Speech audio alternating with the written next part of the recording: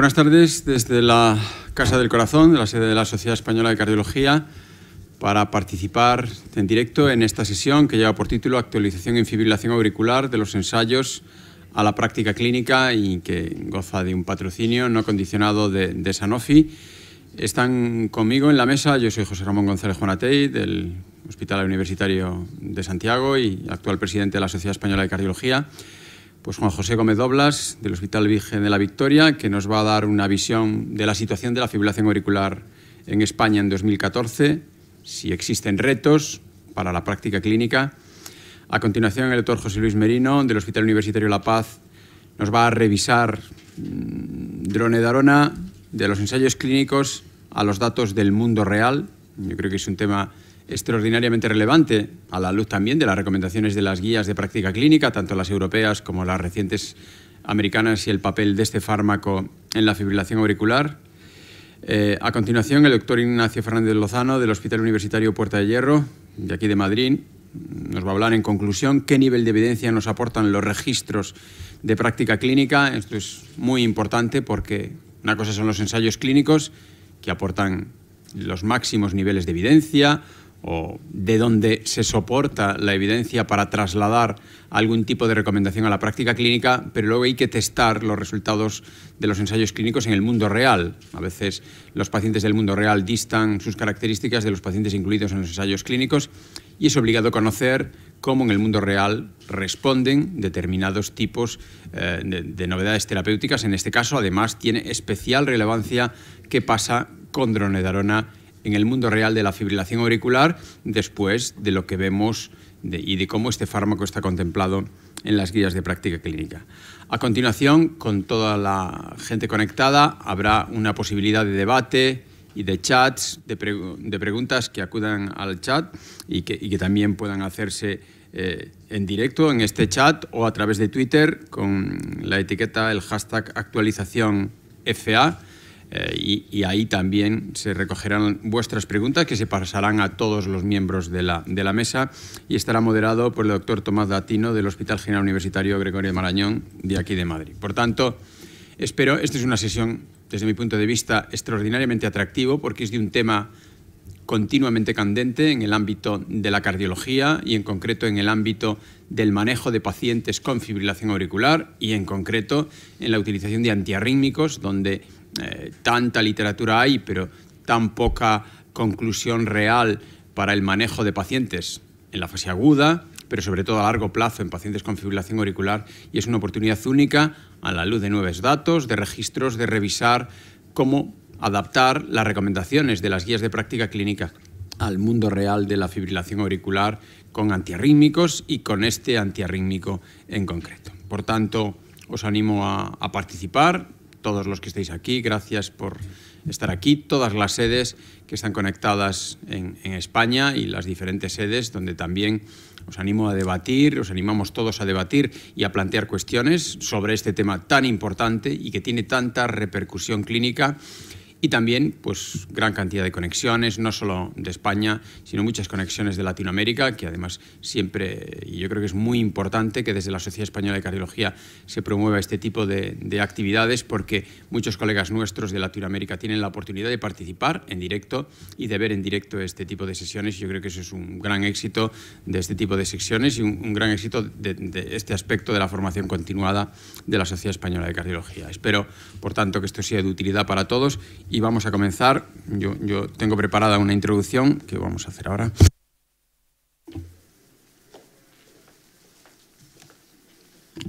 Bueno, como comentábamos, en medicina y en medicina cardiovascular en concreto, uno siempre tiene que preguntarse cómo trasladar la evidencia científica al mundo real. Y está claro que la evidencia científica procede de investigación clínica, de ensayos clínicos, las características de los ensayos clínicos que recogen o que incluyen diferentes tipos de pacientes, y luego hay que realizar la traslación de los resultados de los ensayos clínicos a la realidad del día a día de pacientes que a veces tienen algunas diferencias con los incluidos en los ensayos clínicos,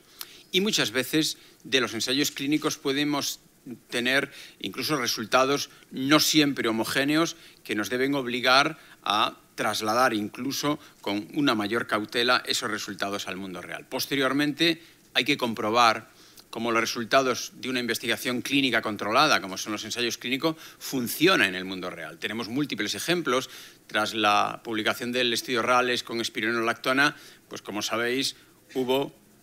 casi una epidemia de hospitalizaciones por efectos adversos de la espironolactona, sobre todo hiperpotasemia e incluso mortalidad, y eso se debía a un uso inadecuado de la espironolactona en el contexto de pacientes con insuficiencia cardíaca. Cuando la espironolactona se usaba de forma correcta, no solo no existía un significativo aumento de las hospitalizaciones, sino que el impacto sobre el pronóstico de la insuficiencia cardíaca se producía. Por tanto, el registro en el mundo real de qué sucede con esa evidencia científica es básica y posteriormente, en base a ese registro del mundo real, matizar las recomendaciones. En principio, las recomendaciones de las guías. Las guías de práctica clínica recogen siempre diferentes niveles de evidencia y diferentes grados de recomendación. Lo óptimo sería disponer de recomendaciones 1A, pero esas son limitadas en el ámbito de la medicina cardiovascular y sobre todo en el ámbito de diferentes áreas de la medicina cardiovascular. Por tanto, conocer las guías de práctica clínica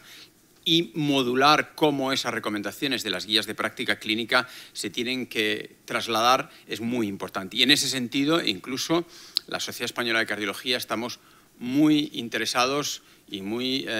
un poco enfocados hacia la calidad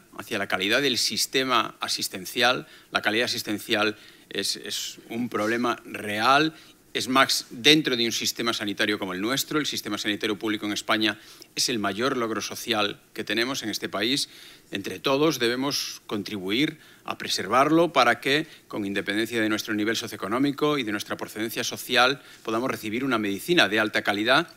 Y como os decía, la Sociedad Española de Cardiología en estos años está completamente implicada en promover proyectos para garantizar, en la medida de nuestras posibilidades, la calidad asistencial dentro del sistema sanitario público. Y aquí uno de los proyectos en marcha es SynCardio, que pretende identificar indicadores de mínimos para el ejercicio de la cardiología, indicadores de mínimos de resultados para el ejercicio de la cardiología. Es un proyecto muy avanzado y también contempla, pues, en cierta medida, cómo trasladar las evidencias de los ensayos clínicos, las recomendaciones de las guías, qué sucede en el mundo real de los registros a los pacientes de forma individual para garantizar, pues, la excelencia, en nuestro caso, de un modelo sanitario que siempre ha sido y sigue siendo, pues, la envidia incluso de países de nuestro entorno, pero que solo podrá seguir siéndolo si lo mantenemos en la calidad y en buscar la excelencia. En este sentido, hay multitud de publicaciones que confirman que las recomendaciones de las guías de práctica clínica no son solo recomendaciones, a veces alejados del mundo real, sino que en pacientes individuales cumplirlas y en grupos de pacientes se acompañan de mejoría en el pronóstico de esos pacientes. Y esta es una información muy relevante porque confirma en el día a día de nuestros pacientes que lo que se ha observado en los ensayos clínicos, que son los resultados en los que se basan la confección de las guías de práctica clínica, también funciona en el mundo real. Esta es una publicación de nuestro grupo, de la International Journal of Cardiology, de hace escasamente unos meses, en donde en la población de pacientes con cardiopatía isquémica crónica del área del Clínico de Santiago, los pacientes en los que se cumplían las recomendaciones de las guías de práctica clínica era un predictor independiente de mejor pronóstico. Por tanto, esto enlaza con la traslación al mundo real de las recomendaciones de las guías. Debe comprobarse en ensayos clínicos, debe comprobarse en el mundo real que las recomendaciones de las guías derivadas de los ensayos aplican también, y esto daría mucha más fuerza a que esas recomendaciones de las guías deben aplicarse de forma lo más estricta posible en el paciente individual. Por tanto, de los ensayos clínicos al mundo real, los registros son de extraordinaria importancia porque son los que refuerzan cómo funcionan los resultados de los ensayos clínicos sobre los que se construyen las guías en el día a día de nuestros pacientes. De ahí, y en qué uno puede reflexionar en dónde es especialmente relevante. Antes os comentaba lo que sucedió con espironolactona después del RALES. donde un 35% de reducción de mortalidad o más de un 30%, pues se observaba ese extraordinario repunte en los ingresos por efectos adversos y era por mala utilización del fármaco en el mundo real. Por tanto, podríamos decir, contraste entre lo que obtenemos en los ensayos clínicos y lo que observamos en el mundo real es especialmente relevante y sobre todo relevante cuando existen algunas limitaciones con determinadas intervenciones. En el caso de la espironolactona,